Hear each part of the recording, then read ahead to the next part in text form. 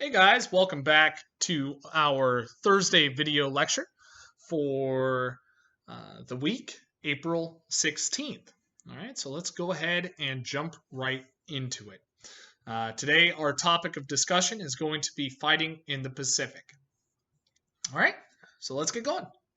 Navajo Code Talkers. One of the keys to Allied success in the Pacific was the use of secret codes. The United States trained a special group of Navajo Indian code talkers for this task, right? Because Navajo is not a written language and is understood by very few people, it made for an excellent code foundation. In essence, the United States didn't have to worry about their messages getting intercepted because they knew the Japanese could not possibly understand the language of Navajo. It was an amazing situation. So, setting a trap, right? Before the Allies could go on the offensive, they first had to stop Japanese expansion. All right, Japan is expanding, expanding, expanding, expanding. Before you can push them back, you need to stop the expansion. Okay, the real first punch against the Japanese would take place at the Battle of Midway in June of 1942. The Americans intercepted a Japanese message detailing plans for a major offensive, and they discovered that the Japanese target was the U.S. base at Midway. Now, when they knew this information, they had to lay in wait. They need Japan to get themselves into a bad spot. It's good to know where the enemy is going to attack, but if you go on the offensive, you could end up losing just as much, right? So they need to lay in wait and let Japan get close. Okay, moving on to the next slide.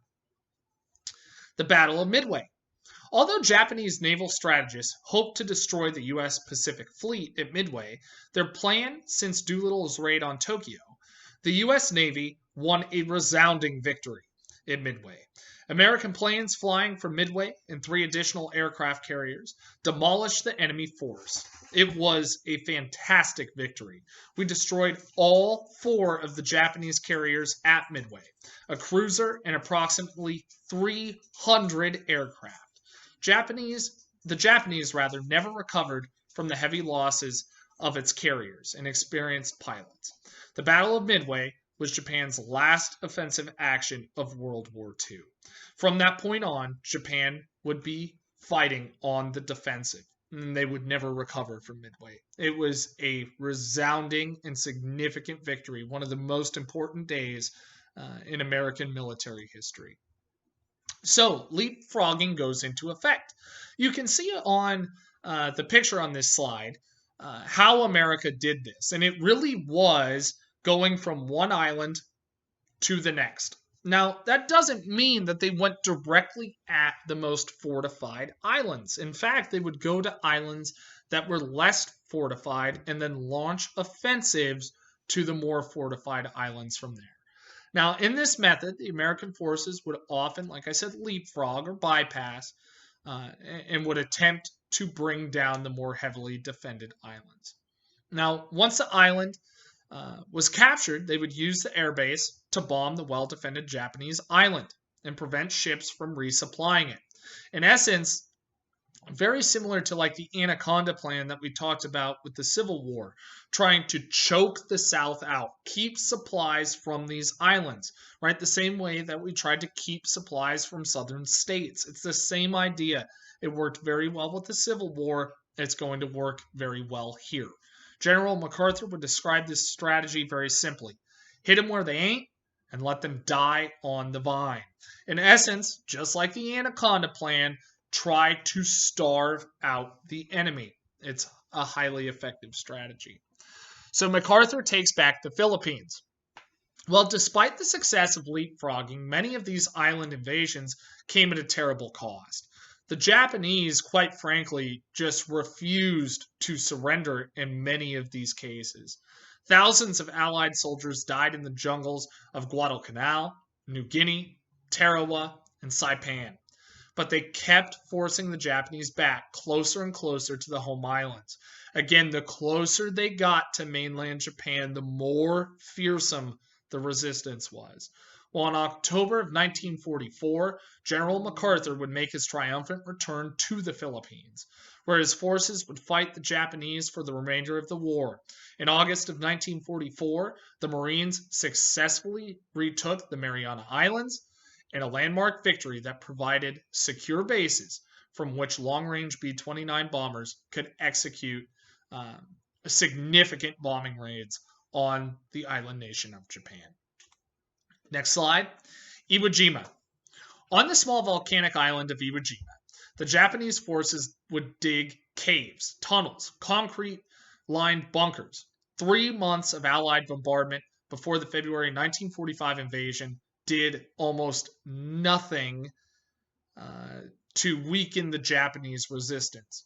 The following month-long battle of Iwo Jima was among the bloodiest of the war. In fact, among some of the bloodiest battles ever fought. Nearly all of the 22,000, think about that, nearly all of the 22,000 Japanese troops followed their commander's orders to fight to the death. And more than 6,800 American troops died to secure the island. Admiral Nimitz noted that on Iwo Jima, uncommon valor was a common virtue. Next slide. Memorial to the United States Marine Corps in Washington, D.C. That memorial is actually based off of the photo taken at Iwo Jima. The flag being raised at Iwo Jima. You can see the U.S. Marine Corps use that image for their memorial. Okinawa. All right, now to take the much larger island of Okinawa, the Allies mounted a huge amphibious invasion, right, similar to like a D-Day. Over 1,200 Americans and British ships, including 40 aircraft carriers, supported a combined Army Marine force of 182,000 men. As on Iwo Jima, the 120,000 troops defending Okinawa strongly resisted the American invaders. The bloody combat of the Battle of Okinawa, much of it hand-to-hand, continued for nearly 2 months. During this 2-month onslaught, 12,000 Americans would die, and more than 100,000 Japanese soldiers would die. Next slide. Kamikaze pilots. Meanwhile, another form of combat was occurring in the surrounding waters. Kamikaze pilots were not common at the beginning of the war, but they would become more common as leapfrogging becomes more successful. In kamikaze attacks, hundreds of men flew their bomb-filled planes directly at Allied vessels. In essence, they're turning their plane into a bomb. They're aiming to crash directly into Allied ships. During these battles, the kamikazes failed to sink aircraft carriers, very fortunately. Again, those being their main targets, they weren't able to take those out. Now, kamikaze, the word actually means divine wind, and you can see a photograph of kamikaze pilots there. All right, moving on to the next slide. Unlocking Pandora's box. The stage was now set for an invasion of Japan. But the United States had scientists developing another option, right, to try and avoid the massive cost of what an island invasion of Japan would look like. In 1939, German-American scientist Albert Einstein wrote to President Roosevelt explaining what scientists might soon be able to transform uranium into a new form of energy. This energy, he claimed, could be harnessed to build extremely powerful bombs.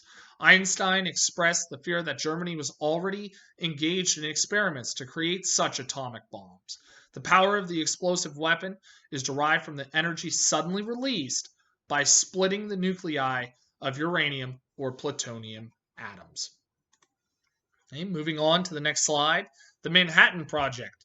3 years after Einstein had warned President Roosevelt in his letter, the government established something known as the Manhattan Project, a top-secret program to develop an atomic weapon.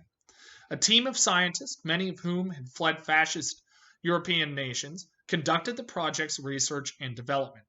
Their work was completed mostly in a lab in Los Alamos, New Mexico.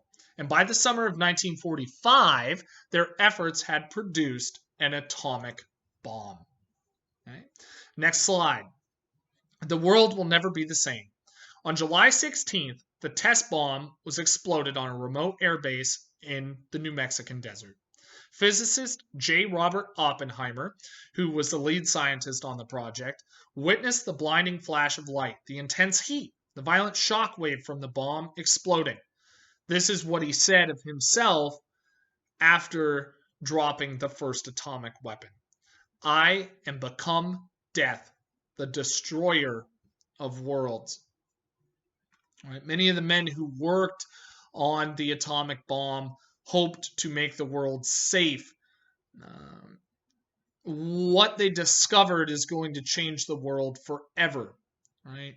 Even though this is a tool to bring about the end of war, atomic weapons are going to be used as threats for the coming Cold War for decades. Okay? Moving on to the next slide. Truman, unconditional surrender, and Hiroshima. Truman, again, President Truman at this point, not Vice President Truman, but President Truman did not compromise on his demand for unconditional surrender from Japan. Right? He said the alternative to unconditional surrender was a prompt and utter destruction. On August 6th, 1945, a B-29 bomber named the Enola Gay would drop an atomic bomb on Hiroshima. Now, Hiroshima had a population of nearly 300,000. In just seconds, 80,000 of the 300,000 people were gone. The blast shockwave toppled nearly 60,000 structures, and hundreds of fires consumed the remainder of the city. Gone in an instant. Power unlike anything we've ever seen before. On the next slide, you can see a picture of the Enola Gay and of the bomb dropped on Hiroshima. And on the next slide, Hiroshima before and after the atomic bomb. As you can see, Hiroshima looked like a vibrant city. It was built up. It was a beautiful city. And then after the bombs were dropped, it was gone. I mean, just in an instant, the entire city was obliterated. Next slide, Nagasaki. Japan did not anticipate that the United States had any more of these weapons and refused to surrender. 3 days later, the United States would drop another bomb on Nagasaki that obliterated the city, killing some 40,000 people instantly. As many as 250,000 Japanese may have died from the two atomic bombs, either directly or as a result of burns, radiation poisoning, or cancer. 250,000 people. So, Japanese surrender. Truman had no regrets, later stating, let there be no mistake about it. I regarded the bomb as a military weapon and never had any doubt that it should be used. Estimates, low-end estimates. If the United States were to have to invade mainland Japan, or that the United States would lose as many as 500,000 men. That's low-end estimates. The entire loss for the United States in the Second World War is somewhere around 450,000. Invading Japan would have doubled the number of men that we lost. It's a horrible situation either way. It's one of those situations where you're damned if you do or damned if you don't use the bomb. If you don't use the bombs, you're going to lose hundreds of thousands of Americans. And what you need to consider as well, invading mainland Japan would lead to a situation where American soldiers would have to do things that would ruin them. And the men that you would be bringing home would be so broken from the things that they would have to do to force Japan to surrender. You can at least understand why Truman made the decision he made. Now, the destruction of Nagasaki forced the Japanese to the negotiating table. Truman received Japan's informal surrender on August 14th, known as Victory over Japan Day, or VJ Day. The terms of surrender allowed the emperor to retain his office, but only in a ceremonial role. The Allies officially accepted the surrender aboard the American battleship Missouri in Tokyo Bay. Okay. And our last slide for the week, VJ Day. Millions celebrated VJ Day, which marked the end of the Second World War, but they also mourned the severe losses. About 55 million died over the course of the war, 30 million of them civilians. The Soviet Union suffered the biggest human loss. Over 20 million of its people were killed in the war. Some 400,000 Americans, nearly all of them military, gave their lives during the war. Most Americans believe strongly that these soldiers, sailors, airmen, and others died for noble causes. And I think we can all agree on that.